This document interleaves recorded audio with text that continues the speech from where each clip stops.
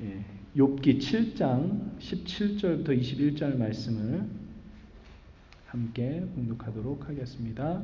시작. 사람이 무엇이기에 주께서 그를 크게 만드사 그에게 마음을 두시고 아침마다 권징하시며 순간마다 단련하시나이까.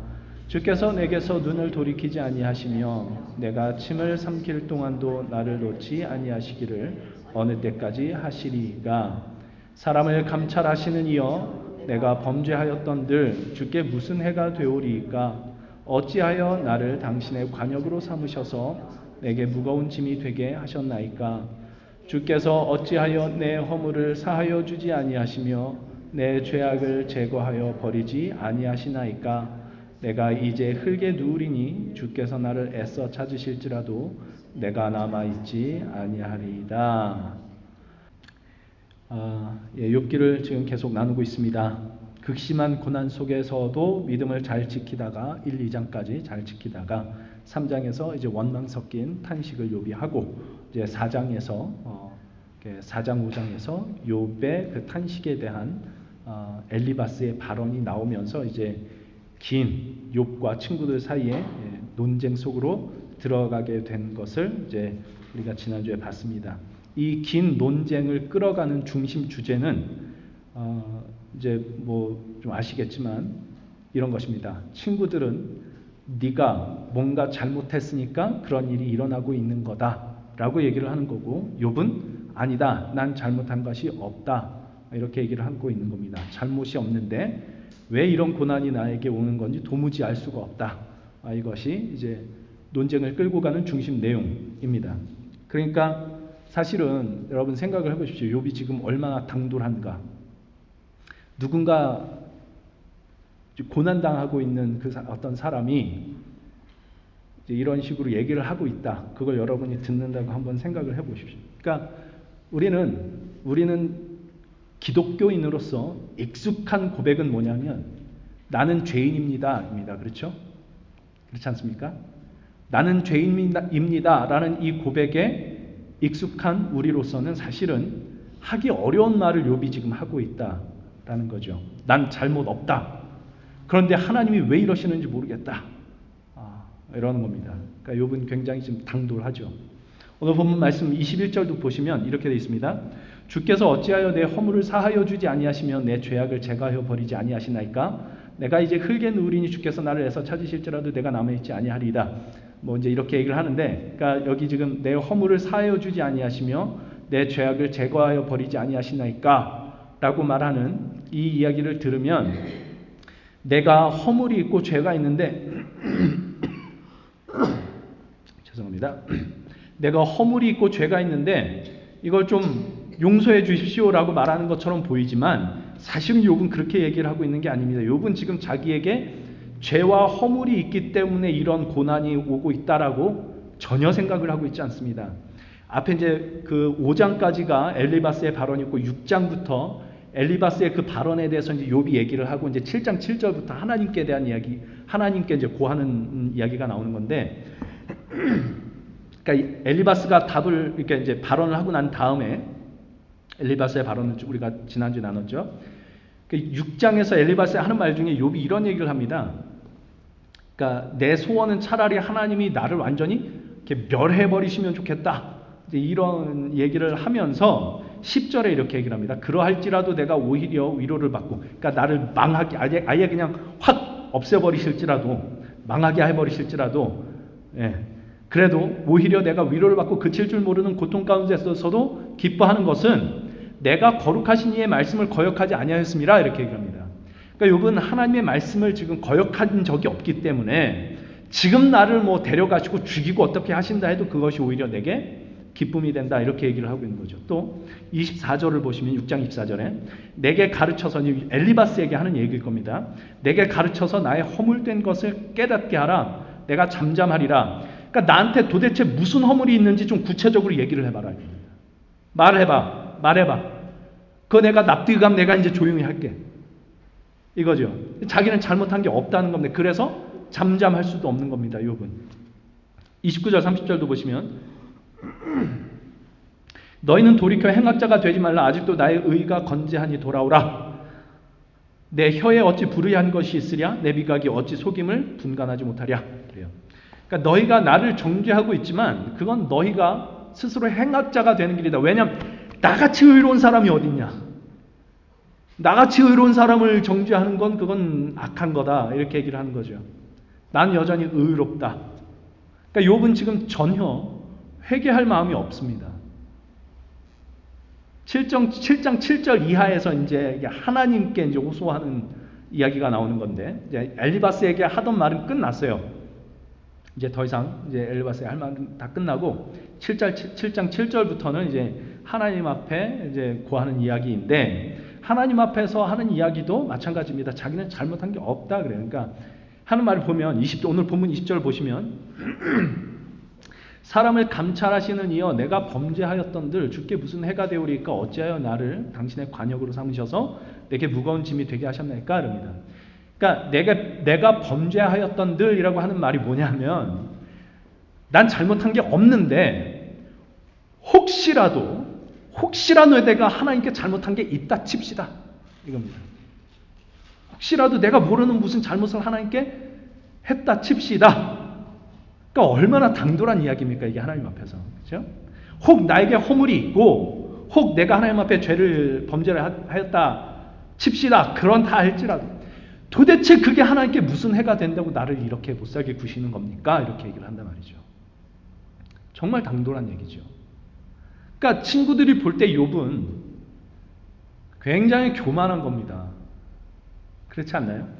그러니까 이제 앞에서 4장 17절 같은 경우는 이제 엘리바스가 한 말이, 사람이 어찌 하나님보다 의롭겠느냐? 하나님이 어찌 그 창조하신 이보다 깨끗하겠느냐?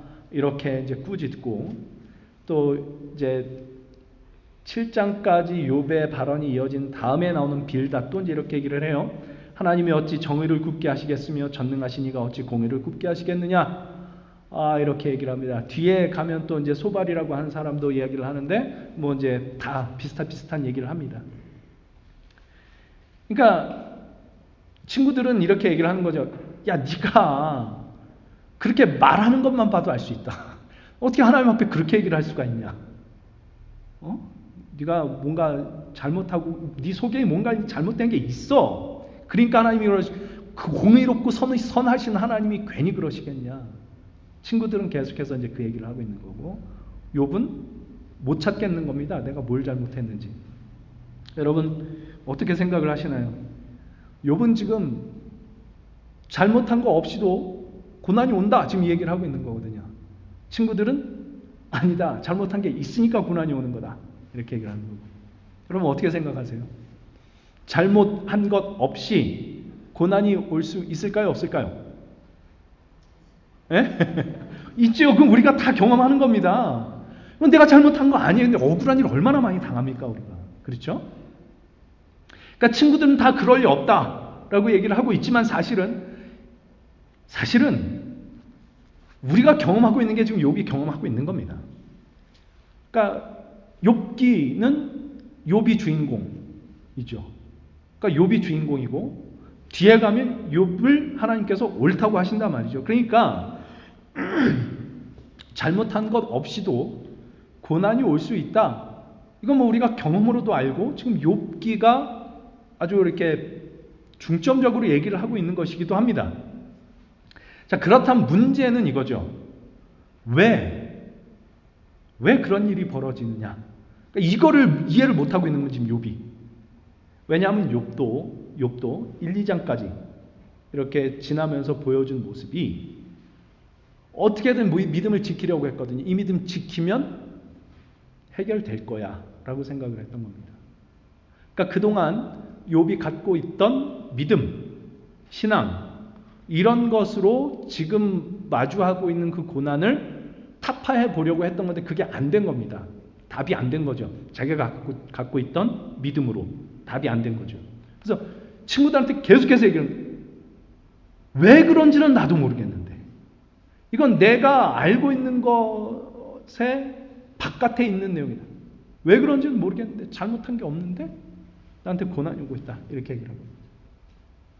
왜 이런 일이 벌어지고 있느냐라는 이것이 오늘 욥이 17절에서 던지는 욥의 질문입니다. 사람이 무엇이건데 사람이 무엇이기에? 라고 하는 질문이죠. 그러니까 욥이 그러니까 1, 2장을 지나면서 우리가 흔히 하는 얘기들이 이겁니다. 1, 2장을 지나면서 1, 2장까지는 욥이 믿음의 화신이었지만 3장 지나면서는 우리랑 똑같은 사람이었다라고 얘기를 해요. 맞는 말인데 욥이 진짜 여기서 정말 잘하고 있는 것 중에 하나를 꼽자면 뭐냐면 지금 나에게 일어나고 있는 이 일은 하나님이 사람을 가만두지 않아서 일어나는 일이다라고 여기고 있다는 겁니다. 예. 그러니까 지금 여기 나에게 일어나는 일은 하나님이 가만두시지 않아서 일어나고 있는 일이다라는 것을 전제하고 지금 가고 있는 거란 말이죠. 그러니까 더 이해가 안 되는 거예요. 왜 하나님이 이렇게 건드리시는 건지. 그래서 묻는 질문입니다. 사람이 무엇이기에 이렇게 하시는 겁니까? 라고 얘기를 하는 거죠. 오늘 사람이 뭐냐라는 얘기를 좀 하려고 하는 겁니다. 여러분 사람이 뭐라고 생각을 하시나요? 가끔 운전을 하고 다니다 보면 도로에 죽어있는 동물들 볼 때가 있죠. 때로는 같은 길을 이렇게 왔다 갔다 하다 보면 며칠 동안도 안 치워지고 그냥 그 자리에 있는 것을 보기도 합니다. 만약에 그 자리에 사람이 죽어 있었다. 그러면 있을 수 없는 일이죠. 며칠 동안 그냥 방치되어 있을 수 없을 겁니다. 당장 누가 신고를 하고 해서 누군지 확인하고 가족에게 알리고 장례를 치러주고 이렇게 할 겁니다. 인간은 동물과 같은 대접을 받아서는 안 된다라는 것을 누구나 알고 있기 때문에 그렇습니다. 인간은 동물과 다릅니다. 인간은 인간의 인간됨이 있다는 것을 믿는 자나 믿지 않는 자나 다 알고 있습니다. 인간됨이라는 것은 말하자면 동물과 다르다는 거죠. 그저 본성을 따라 살아가는 동물에게는 없는 것들, 그 감각, 사랑이 증오보다 낫다는 것을 알고 용서가 복수보다 멋있다라는 것을 알며 넉넉한 자비가 이기심보다 아름답다라는 것을 아는 것입니다. 이것을 믿지 않는 사람들은 그렇게 생각을 안 하지만 우리는 이런 것들이 하나님께로부터 온 것이다라는 것을 알죠. 하나님이 사랑의 하나님이시며 하나님이 용서의 하나님이시며 하나님이 자비의 하나님이시기 때문이네. 우리 마음 깊은 곳에 증오보다는 사랑이, 복수보다는 용서가, 이기심보다는 자비가 더 아름답다라는 것을 알고 있는 겁니다. 그래서 이 사랑, 용서, 자비의 가치를 안다라고 하는 것은 그 자체로 인간이 하나님의 형상을 따라 지음받았다라는 증거라고 우리는 이야기를 하죠. 믿지 않는 사람들은 받아들이지 않겠지만 사실이 그렇습니다. 하나님이 인간을 그렇게 만드셨기 때문입니다. 하나님의 형상을 따라. 그래서 인간은 동물처럼 본능에 따라 살아가서는 안 되는 존재다라는 것을 모두가 압니다. 인간은 자기 자신을 그렇게 죄의 본성에 함부로 내어 넘겨줘도 되는 그런 하찮은 존재가 아니다라는 것을 아는 거죠. 그래서 죄를 지으면 부끄러움이 있고 잘못한 것에 대해서 이렇게 안타까워하고 아파하는 마음이 있고 그런 것이죠. 그래서 동물에게는 이런 이유 때문에 동물에게는 없는 아주 중요한 특성이 인간에게 있는데 그것은 바로 갈망과 절망입니다. 갈망이라고 하는 것은 인간은 애초에 하나님의 형상을 따라 지음받은 존재이기 때문에 하나님의 형상을 갈망하는 마음이 있습니다. 저 여러분에게 다 있고 믿지 않는 사람들에게도 있습니다. 그래서 사람들은 그거를 이제 도덕이라는 이름으로 아니면 정의라는 이름으로 아니면 사랑이라는 이름으로 용서라는 이름으로 좋은 세상 이렇게 이야기를 하고 있지만 사실 그 모든 것들은 하나님께로부터 온 하나님의 형상의 파편이라는 것을 우리가 믿고 있는 거죠.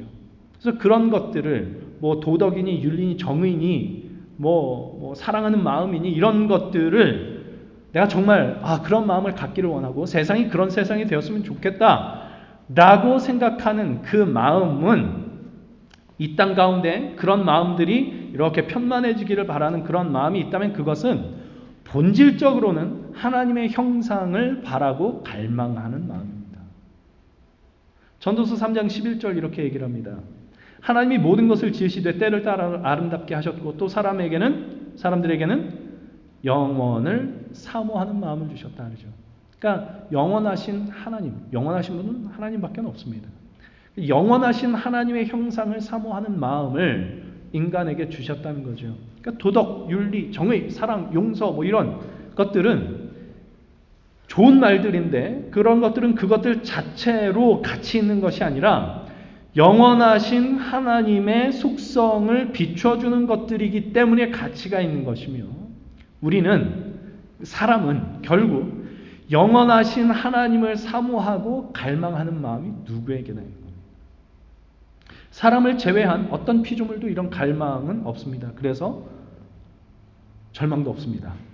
왜냐하면 절망이란 갈망하는 것이 좌절되었을 때 오는 느낌, 감정, 그것이 절망이지 않습니까?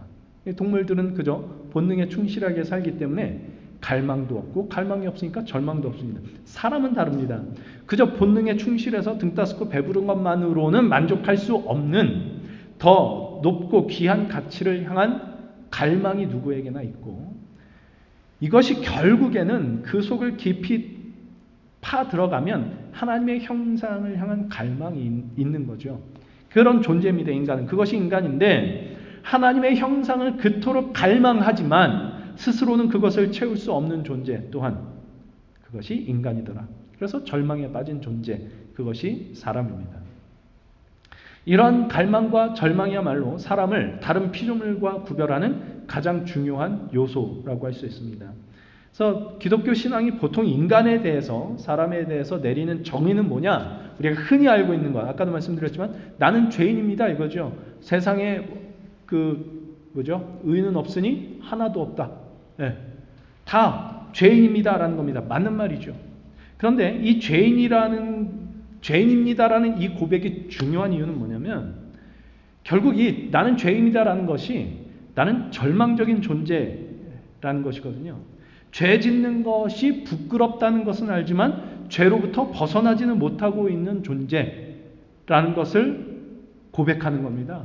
이것이 나는 죄인입니다라는 고백이고 절망적인 존재입니다라는 고백입니다. 그러니까 이 절망은 어디서 온다고요? 원하는 갈망이 좌절된 데서 온다고요. 그러니까 원래 인간은 그래서는 안 되는 존재로 하나님께서 지으셨단 말이죠.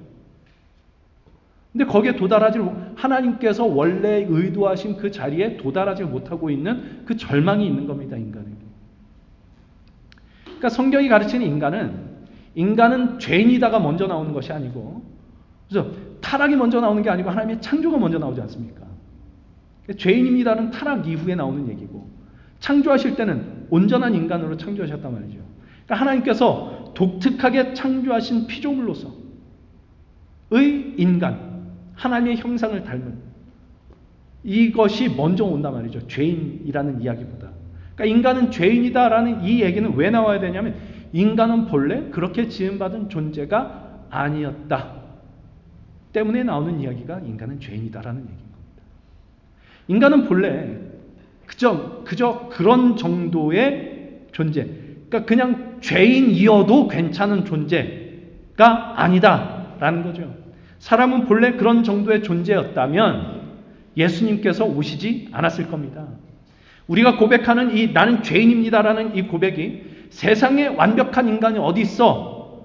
라는 정도의 표현이며 그저 더 다 불완전한 존재로 적당히 살다 가는 거지 라는 뜻으로 사용되는 것이 나는 죄인이다 라는 말이라면 굳이 예수께서 우리의 죄를 사하시기 위하여 십자가에 달려 죽으실 일이 없었을 겁니다.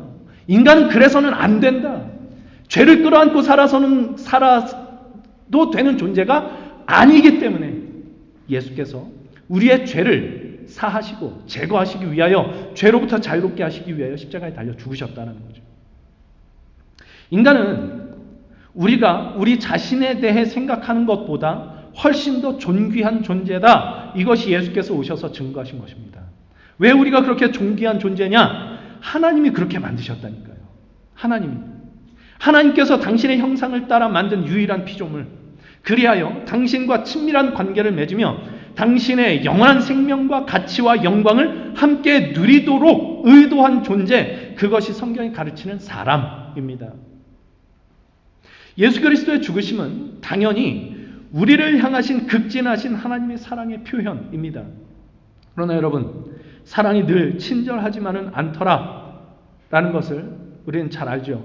고통의 문제라고 하는 책, C.S. 루이스가 쓴 책에 이렇게 얘기를 합니다. 사랑은 모든 허물을 용서해 줄 수 있고 모든 허물에도 불구하고 여전히 사랑할 수 있지만 그 허물을 없애주겠다는 결심을 접지는 않습니다. 이게 사랑입니다. 또 얘기합니다. 사랑은 그 어떤 힘보다 더 허물을 용서하면서도 더 허물을 묵과하지 않습니다. 사랑은 작은 것에 기뻐하면서도 모든 것을 요구합니다. 이게 하나님께서 우리에게 주시는 사랑입니다. 하나님께서 우리를 있는 모습 그대로 사랑하십니다. 그러나 그 사랑은 우리의 있는 모습 그대로 놔두시지는 않습니다. 여기에 이제 고난이 끼어드는 겁니다. 종종 불멸의 해파리 얘기를 제가 했던 거 기억하시는지 모르겠습니다. Immortal Jellyfish. 진짜 영원히 사는 젤리피쉬가 있대요.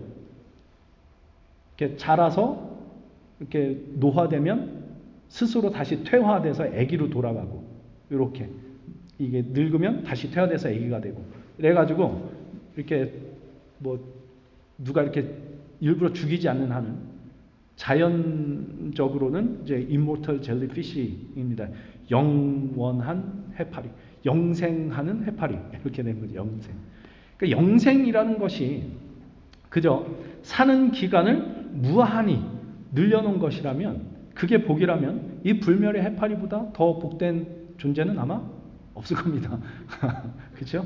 그러나 해파리로 영원히 사는 것이 무슨 복된 일이겠습니까? 인간으로 살아야죠. 인간으로. 그것도 참된 인간이어야 영생이라는 것이 의미가 있고 가치가 있는 것이지, 해파리로 영원히 사는 것 혹은 죄인으로 영원히 사는 것, 이건 저주입니다. 그래서 인간이 타락하자마자 에덴 동산을 쫓겨날 때 왜 쫓아낸지 아십니까? 하나님께서 창세기 3장에 보시면 이 사람들이 선악을 아는 일에 우리 중에 하나같이 됐는데 이 영생하는 나무의 열매를 먹고 영생할까 하노라. 그럼 안 되니까 돌려보내야 되겠다. 왜냐하면 인간이 타락을 했거든요. 타락한 상태로, 죄인인 상태로 영원히 사는 것은, 그러니까 여러분 생각을 해보십시오. 지금 이 모습 이대로 영원히 산다고 생각을 해보십시오. 그건 축복이 아니고 저주입니다. 그래서 쫓아낸 겁니다. 에덴 동산에서. 영생하는 그 나무의 실과를 먹지 못하게 하려고. 그러니까 영생이란 단지 우리의 생명이 무한하게 연장된 것이 아니라 영원한 가치에 관한 것이란 말이죠. 영원하신 하나님께 속한 자 된 가치. 그것이 영생이며 구원입니다. 그래서 우리 잘 아는 대로 요한복음 17장 3절에서 예수님이 이렇게 말씀하시죠. 영생은 곧 유일하신 참 하나님과 그가 보내신 자 예수 그리스도를 아는 것이라. 이렇게 얘기합니다. 그러니까 여기서 안다는 것은 지식적인 알미 아니라 예수님을 인격적으로 만나며 또 서로를, 그러니까 부부가 살을 맞대고 하나 된 것 같은 암. 주님이 뭘 기뻐하시고 뭘 슬퍼하시는지 알며 그분의 은혜와 사랑과 영원과 그분의 뜻 안에서 살아가는 존재가 되는 것, 그분을 닮는 것, 그분과 짝하기에 부족함 없는 존재가 되는 것입니다. 그러나 그러니까 이게 영생이란 말이죠. 하나님께서 우리를 찾아오시는 것은 우리가 그런 존재가 되면, 그러니까 하나님을 또 예수님을 부부가 하나 된 것 같이 하나가 되고 그렇게 알게 되면, 그러면 우리를 찾아오셔서 우리에게 영생을 주시는 것이 아니라, 그러면 아무도 못 가죠. 그러니까 우리가 아직 죄인 되었을 때 찾아오사 아들 예수 그리스도를 십자가에 못 박으심으로 죄라고 하는 하나님과 우리 사이에 가로막고 있던 죄라고 하는 장벽을 허물어뜨리심으로써 하나님과 우리가 드디어 만날 수 있게 해주시는 그 일을 먼저 이루시고, 그래서 그렇게 예수 그리스도를 십자가에 못 박으심으로 하나님 아버지의 그 극진하신 사랑을 확증하시고 난 뒤에, 그 뒤로 이제 우리를 하나님의 백성으로, 하나님의 자녀로, 그리스도의 신부라 부르기에 합당한 존재로, 주님과 짝하기에 부족함 없는 존재로, 유일하신 하나님과 그가 보내신 예수 그리스도를 부부와 같이 온전하게 아는 자로 만들어 가신다라는 것이 아까 이제 찬송하면서도 말씀드렸던 already but not yet, 그 사이에 살고 있는, 우리가 살고 있는 삶, 신앙생활의 현실이라는 거죠. 하나님께서 거기를 살게 하시는 겁니다. 그건 다만 적당한 선에서 죄 안 짓고 어느 정도 선하게, 저 사람 보면 참 선해, 이 정도로 사는 사람이 되는 것이 아니라 그걸 뛰어넘어 하나님을 닮은 존재, 그리스도에게까지 자라는 존재, 우리 지난주에 말씀 나눴던 것처럼 그리스도의 성육신을 우리 안에 담아갈 수 있는 존재로 만들어 가시는 것입니다. 이걸 지금 하나님께서 하고 계시는데, 아까 이제 그 C.S. 루이스가 한 말 중에 사랑은 작은 것을 기뻐하면서도 우리가 아무리 작은 거라도 하나님께 드리고자 하는 마음, 하나님을 찬양하는 마음, 이런 것들 너무 기뻐하십니다. 작은 것을 기뻐하면서도 뭘 요구하신다고요? 모든 것을 요구하십니다. 그 모든 것은 뭐라고요?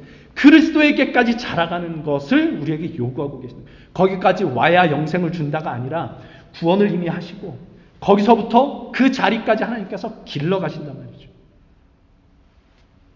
그러니까 사실 그리스도에게까지 자란다는 게 뭔지 우리는 감이 안 옵니다. 그게 진짜 뭔지 가보질 않았으니까 모르죠. 그러니까 감이 잘 안 오는데, 근데 그걸 하나님이 하시겠다는 겁니다. 그러니까 이것이 우리가 당하는 고난이 다만 죄를 지으면 그 죄에 대한 벌로 인한 고난이 아니라 우리가 잘못이 없음에도 불구하고 고난이 임할 수 있는 이유가 되는 거죠. 그러니까 무슨 잘못을 해서 무슨 벌을 주는 것이 아니라 90점 맞은 애한테 95점 맞으라고 이제 더 공부시키고 그걸 하는 겁니다. 왜? 그러니까 우리의 작은 용량을 잡아 늘리시려니까. 그러니까 원래 얘는 90점이 맥스였어요. 할 수 있는 게. 근데 이거를 이제 잡아 늘리는 겁니다. 늘려서 아니야, 너는 더 갈 수 있어. 나하고 더 갈 수 있어. 여기 91점, 92점 더 갈 수 있어. 그걸 잡아 늘리는 거거든요. 이게 고통스러운 거죠. 우리 작은 용량을 늘려가시는 일을 하려 하니까 이게 이제 우리에게 고난으로 임하는 겁니다. 왜 그렇게 하시느냐? 하나님께서 의도하신 사람이란 그저 죄 안 짓고 누구에게 해 안 끼치고 적당히 선하게 살다 가는 그 정도의 존재로 만들지 않으셨기 때문이다라는 것입니다. 그래서 아픕니다. 나는 이 정도면 그냥 괜찮게 산다고 생각을 했는데 더 가야 된다는 겁니다. 그걸 더 넘어서야 된다고, 더 커야 된다고 하나님이 끊임없이 그렇게 말씀하시죠. 도대체 어디까지 하라는 겁니까? 때로는 그것이 도무지 이해가 안 되는 고난으로 우리에게 임하게 되는, 이게 이제 욥이 당하고 있는 겁니다. 그래서 하나님께 고함을 지르는 거죠. 사람이 무엇이기에, 이런 겁니다. 사람이 무엇이기에 주께서 그를 크게 만드사 그에게 마음을 두시고 아침마다 건징하시며 순간마다 단련하시나이까. 뭐 얼마나 더 하라고요, 여기서. 그러니까 그 앞에 욥의 친구들이 발언한 내용이나 욥이 한 이야기나 이렇게 들어보면 욥이 굉장히 훌륭하게 살았던 사람입니다. 뭐 이렇게 손 어려운 사람 돕기도 하고, 다리 뭐 이렇게 해서 주저앉은 사람 일으켜 세우는 일도 하고, 훌륭하게 산 사람. 얼마나 더 하라고요? 얼마나 더 하라고요? 이러는 거죠, 지금. 그만하시라고요, 좀 제발. 그러니까 앞에, 지금 오늘 17절부터 읽었는데 그 앞에 나온 얘기가 다 그건데 13절부터 보시면, 혹시 내가 말하기를 내 잠자리가 나를 위로하고 내 침상이 내 수심을 풀리라 할 때에 주께서 꿈으로 나를 놀라게 하시고 환상으로 나를 두렵게 하시나이다. 잠이라도 좀 잘 자게 해주면 좋겠는데 잠만 잤다 하면 꿈속에 나타나셔가지고 나를 괴롭히신단 말이죠. 이러므로 내 마음이 뼈를 깎는 고통을 겪느니 차라리 숨이 막히는 것과 죽는 것을, 우리 지난주에 다 했던 얘기입니다. 차라리 죽는 게 낫겠습니다. 내가 생명을 싫어하고 영원히 살기를 원하지 아니하오니 뭐 하라고요? 나를 놓으소서. 나를 딱 놔주셨으면 좋겠는데 안 놓고 계신다는 겁니다. 사람이 무엇이기에 주께서 그를 크게 만드사 그에게 마음을 두시고 아침마다 권진하시며 순간마다 단련하시나이까, 이제 그 얘기가 나오는 거죠. 안 놓으시고 이제 그만 좀 하시죠, 그러는 겁니다. 욥이 정말 당돌하다는 생각, 지금 이 욥기를 읽으면 읽을수록, 묵상하면 묵상할수록 욥이 참 당돌하다는 생각을 지울 수가 없습니다. 근데 욥이 이렇게 당돌할 수 있는 이유가 뭐냐? 하나님께서 사람을 그렇게 만드셨다는 거죠. 영화나 드라마를 보면 운동선수를 이렇게 혹독하게 훈련시키는 코치가 있습니다. 이 코치를 이 운동선수는 원수같이 여기죠. 이 원수 같은 놈. 그러면서 그 훈련을 받습니다. 이를 바득바득 깔면서 그 훈련을 받습니다. 그 과정을 거쳐 이제 우승을 딱 하고 난 뒤에 이제 코치의 진심을 깨닫고 하는 뭐 이런 그 장면들이 이제 있지 않습니까? 그 고달픈 훈련을 이렇게 당하는, 정말 괴로운 그 훈련을 당하는 그 선수는 몰랐지만 코치는 처음부터 그의 가능성을 보고 그를 위해 모든 것을 하는 사람이었던 것이고, 그 혹독한 훈련 속에서 이를 아득아득 달면서도 서로의 인격과 영혼이 이제 그 과정 속에 친밀해지는 이제 그런 것들이 있죠. 그러니까 코치를 욕을 하는데 떠날 수는 없는 이제 그런 친밀한 관계가 아니면 일어날 수 없는 일들이 이제 그 속에서 일어나는 거죠. 그러니까 이런 것과 비슷하지 않을까 싶습니다. 하나님은 사람을 이제 그렇게 만드신 건데, 크게 사람이 무엇이기에 그렇게 크게 보십니까? 라고 욥이 이렇게 항변하는 그 크기, 하나님과 감히 사귐을 가질 수 있는 그런 존재로 하나님께서 사람을 그렇게 만드셨다는 거예요. 근데 그 사귐을, 하나님께서 사귈 수 있게 하신 그 친밀한 그 사귐을 우리는 단지 하나님을 예배하는 것으로, 단지 죄 안 지으려고 하는 것으로 맞바꾼 것은 아니었을까? 욥이 그때까지 해왔던 것이고 그것으로 답이 되는 삶을 살아왔던 거죠. 하나님은 아니다. 아니, 그게 아니라는 게 아니라 맞는 건데, 잘하는 건데 그거보다 더 가야 된다라고 말씀을 하신단 말이죠. 그 정도로 만족할 수 없다. 작은 것에 기뻐해. 너 잘하고 있어. 그렇지만 모든 것을 요구하신다고요. 그거보다 더한 것.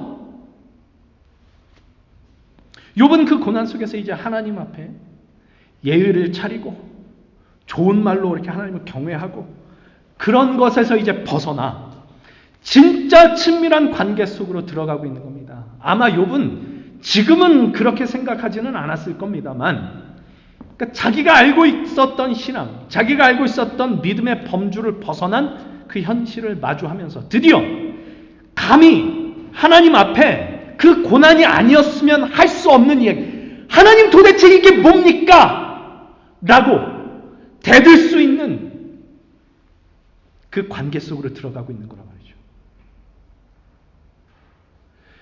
나중에 이제 42장 가면 이 결론에서 하나님이 직접적으로 더 그런 얘기를 하시는 게 나타날 건데, 하나님이 원하신 게 바로 이거였다라고 얘기합니다. 내 앞에 와서 예의 차리고 예배 잘 드리고 헌물 드리고 이것도 잘하는 거야. 괜찮아. 잘하는 건데 그게 내가 정말 원하는 건 아니다. 진짜 원하는 건 뭐예요? 하나님과의 친밀한 관계, 친밀한 사귐. 이 속으로 지금 욥이 들어가고 있는 거란 말이죠. 근데 여기에 중요한 게 하나 있습니다. 이 친밀한 관계 속으로 들어가고 있는데 지금 욥이 이 관계가 그냥 형성된 것은 아니라는 거죠. 욥은 처음부터 의로운 사람으로, 경건한 사람으로, 하나님의 뜻대로 사는 사람으로 소개가 되어 있었습니다. 바로 이것, 하나님께 순종하기 위해 애썼던 그의 애씀이 있었기 때문에 지금 욥은 하나님 앞에 소리를 지를 수 있게 되었던 겁니다. 그러니까 순종했기 때문에 그럴 자격을 얻었다라는 게 아니라 자기가 배운 것, 신앙에 대해서 자기가 알고 있는 믿음으로는 답이 안 되는, 전에는 그게 답이 됐었는데, 그렇게 살면 괜찮았었는데, 그걸로는 답이 안 되는 삶으로 어느 순간 이렇게 딱 들어오게 되자 소리를 지를 수밖에 없는 현실로 내몰렸던 건데, 근데 욥이 원래 하나님께도 소홀하게 하고 자기 멋대로 살면서 그렇게 하는 사람이었다라면, 그 고난이 왔을 때 그 고난에 대해서 내가 이런 꼴을 당하는 게 맞다, 이랬을 가능성이 더 큽니다. 근데 그게 아니란 말이죠. 자기는 진짜 최선을 다해서 하나님을 섬기고 최선을 다해서 하나님 앞에 순종하려고 했던 사람이거든요. 근데 이게 뭡니까? 나올 수밖에 없는 그 현실 속으로 내몰리고 있는 겁니다.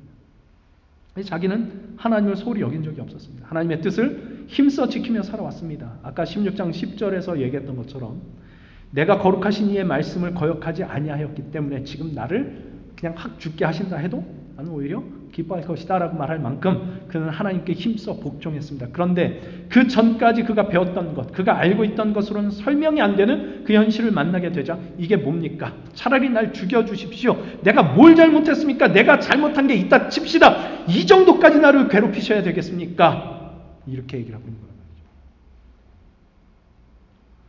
여러분, 스스로에 대해서 한번 생각을 해보시죠. 하나님 앞에 이렇게 얘기할 자신이 있으시겠습니까? 뭐 저도 그렇고요. 우리가 다 나는 죄인으로소이다. 여기에 익숙하죠. 이건 맞는 말인데, 근데 하나님이 원하시는 건 나는 죄인으로서도 여기에 머물러 있는 게 아니라는 얘기거든요. 근데 우리는 여기에 너무 이렇게 익숙해져서 상상도 못할 말입니다. 이건 욥이 이렇게 얘기한다는, 우리가 어떻게 감히 하나님, 이게 새 친구가 하는 얘기거든요, 지금 사실.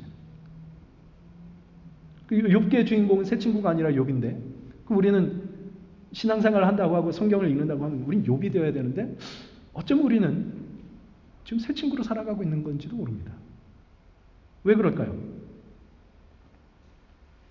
우리는 어쩌면 하나님 앞에 그렇게 감히 소리 지를 만큼 애써 순종해 본 적이 없기 때문에 그럴지도 모를 겁니다. 하나님 앞에 예의는 지키고 있지만 이렇게 와서 예배는 잘 드리고 헌금도 드리고 이렇게는 하고 있지만 하나님과의 그 친밀한 관계 속으로 들어가지 못하고 있는 것은 아닐까, 이런 생각을 해보게 됩니다.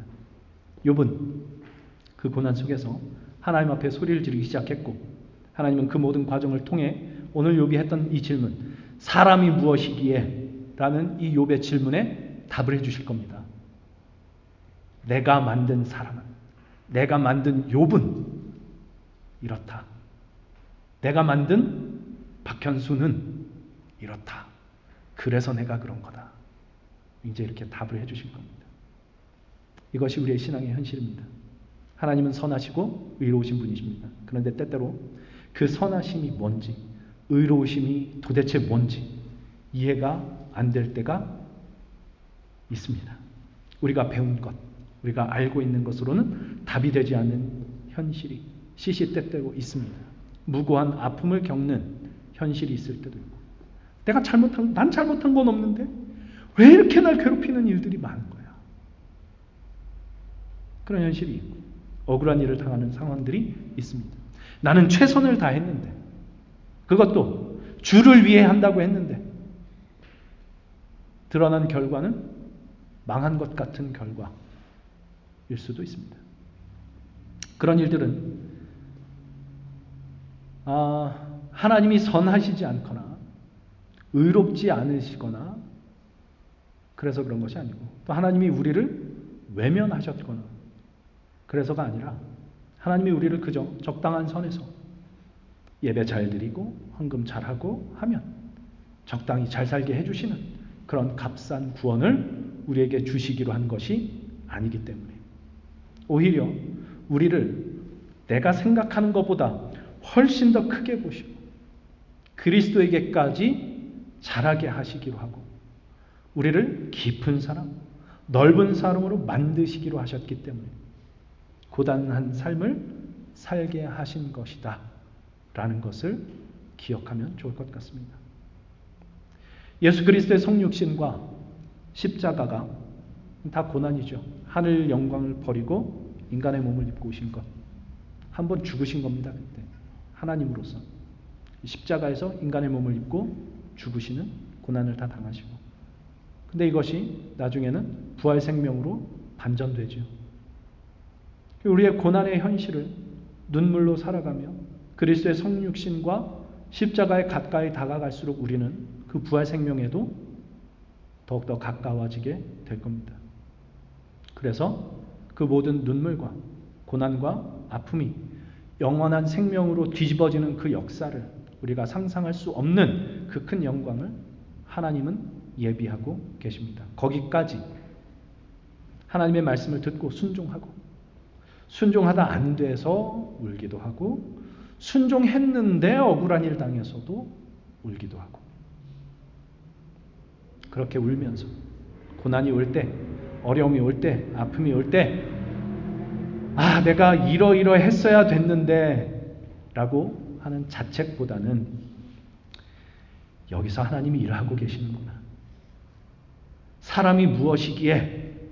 라고 하는 이 질문에 답을 하고 계시는구나, 나를 크게 보시고 더 크게 만들어가고 계시는구나 라는 하나님의 자녀된 의미와 기쁨과 자랑을 다시 한번 되새길 수 있는 욥기의 말씀이 될 수 있기를 우리 주님의 이름으로 소망합니다.